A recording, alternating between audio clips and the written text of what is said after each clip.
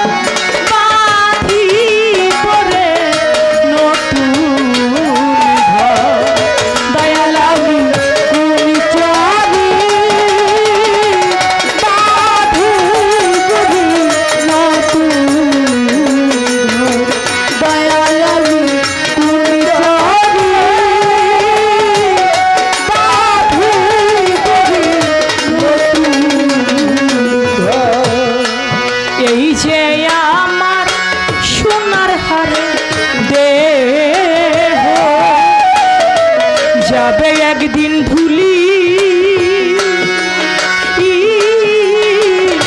সাথে রে সে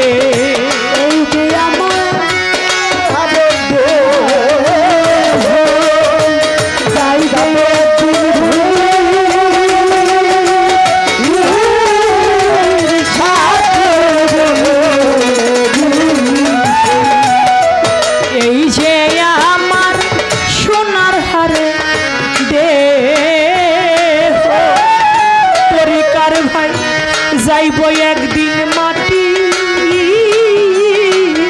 সাথে রে সে ওরে সেদিন হাত পা রায়া কেউ কই বনারে সেদিন হাত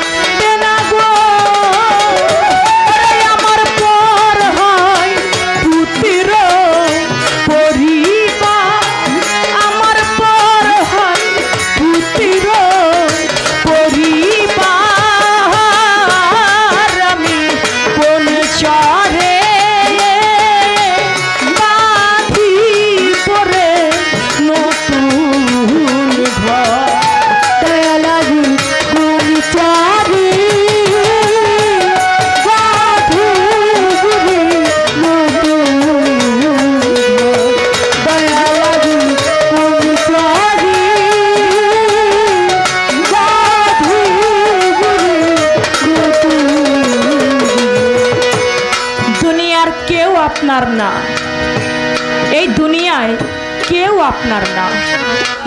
স্ত্রী বলেন, স্বামী বলেন, ছেলে বলেন, সন্তান বলেন, কেউ আপনার না।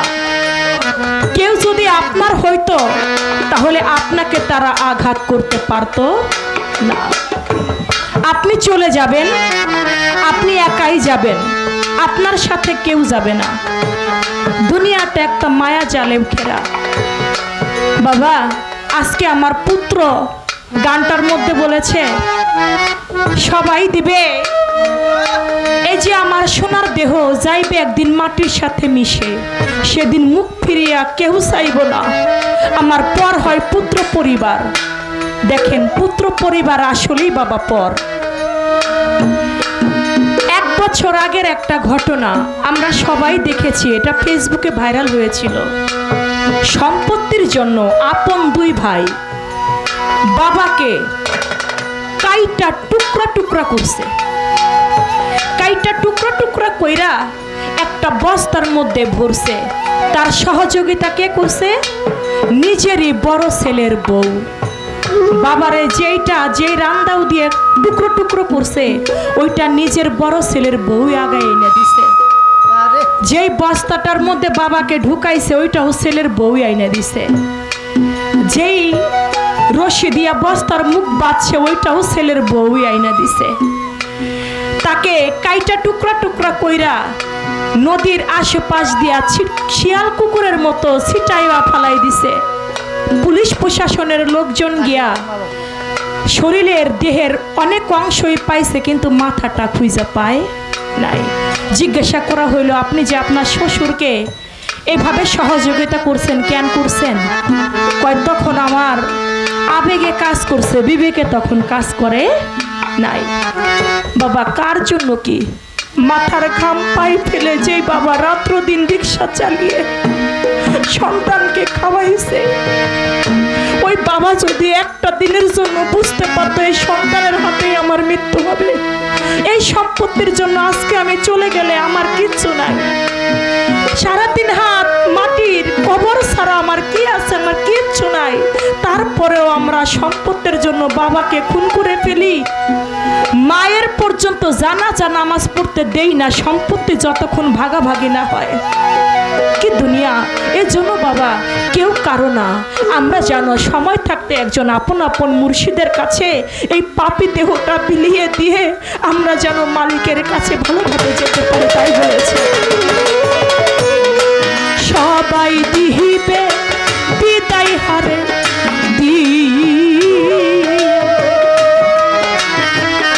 শুধু একটা সাদা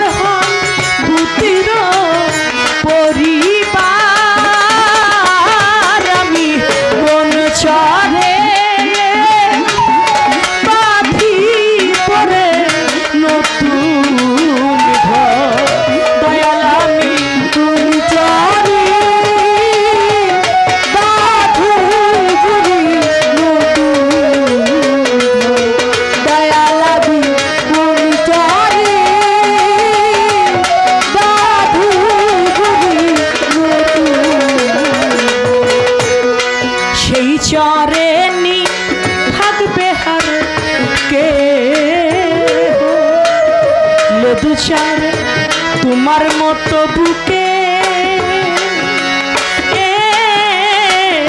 নিবে রে সেই চরে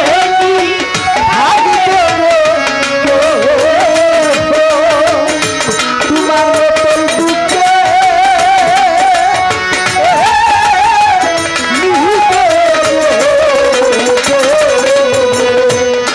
সেই চরে